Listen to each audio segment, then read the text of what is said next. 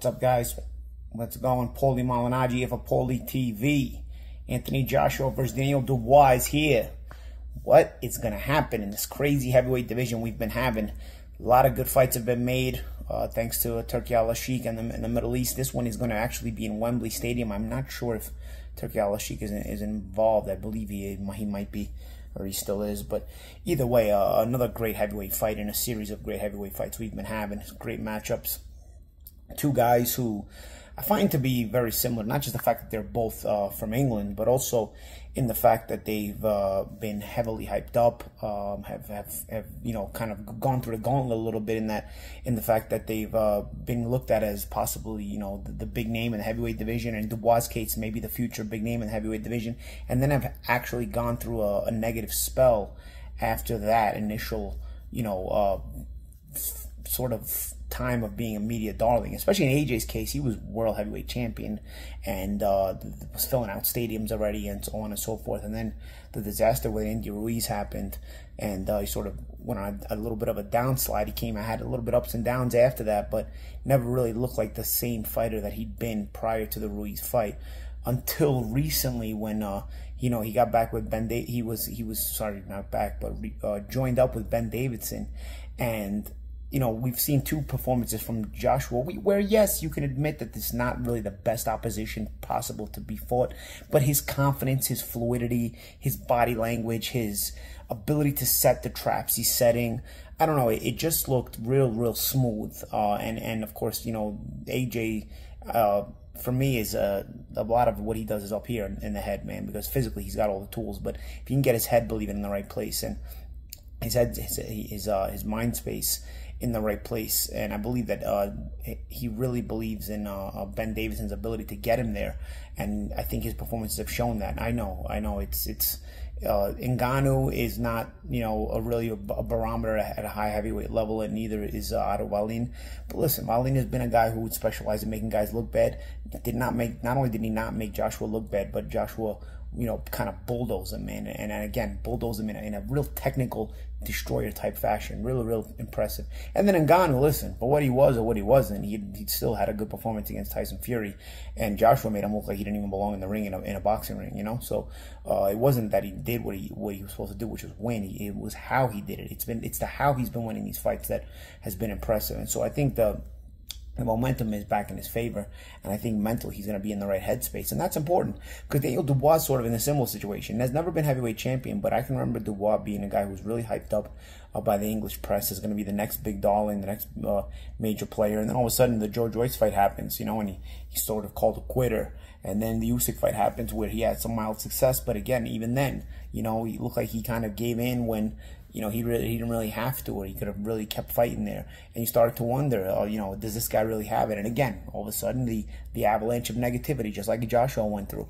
But then he's had these wins now, these wins where he's been looking impressive. You know, stopped a Jarrell Miller who really tough to stop. I know Jarrell Miller, since getting caught on PEDs, maybe isn't the same fighter, but listen, he just got a draw with Andy Ruiz, and Dubois had gotten a stoppage. The only, you know, the only time Jarrell Miller has been stopped in his career. You know, very impressive as well. So the momentum is also with Dubois, and also he's been a guy who, you know, has been up and down and been back up again. So I think these guys their minds, more so than their physical attributes, have been battle tested. Obviously, physically, you're always tested in the sport of boxing, but also their minds have been tested in terms of are they going to have the proper self-belief or not. And I believe they're coming in with the momentum both on their side, which is why this fight, in boxing in general, in combat sports in general, it's not just big name fighters or top fighters fighting each other. It's fighting each other at the right time.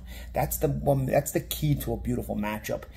Just because you get two guys fighting that you wanted to see fight, if they fight late or if they don't fight at the right time, it's not the same kind of fight. So making the fights at the right time, something boxing used to specialize in way back in the day, that doesn't do anymore, you know. And you're starting to, you know, see that a little bit more here, especially with these Saudi Arabia fights and with Turkey al-Sheikh. And I believe this fight is also happening at the right time. You know, both guys are now ascending after a negative spell. Both guys have had their mind battle tested as well as obviously being physically battle tested. And the winner puts himself in a great position, I believe, to challenge the winner of Usyk and Fury. Now, if it's Usyk, you know, he's beaten both AJ and Dubois. I guess it's a little bit less fancy of a fight, but I mean, we got these kind of guys. Again, confidence is everything, and the winner of this fight will be flying high with confidence, and they'll be in a better position. And I believe AJ actually fought very well against Usyk in the second fight, as did Dubois in his fight with Usyk. So, you know, if these guys are making even minor little adjustments here and there as they continue to reascend up that ladder, you know, you become even more dangerous, because Usyk's not getting younger. And that's not to say that Fury can't beat Usyk in the rematch, because if Fury beats Usyk in the rematch, a third fight between those two doesn't have to happen right away. Fury could go fight the winner of AJ and Dubois, and really, English boxing would be having just maybe the best era of its heavyweight division ever. I mean, we've had some good English boxers, fighters from England like Lennox Lewis and Frank Bruno back in the day, Henry Cooper, and so on and so forth. But if you get these two guys fighting, and then Fury beats Usyk, and then, you know, Fury fights the winner of this fight here, I mean, you've got a monstrous element going on in British heavyweight boxing, something that to the likes of you've never seen before. But let's not put the cart ahead of the horse. Let's check out AJ against Dubois. I personally think AJ with that Ben Davidson just is a different level, and I think as dangerous as Dubois is going to be, I think it's going to be a firefight for as long as it lasts. I don't think this thing goes long, bro, and it's not because I don't think the winner belongs in the ring. I just think both these guys hit so hard, and they're both such dynamite punchers and are good fighters.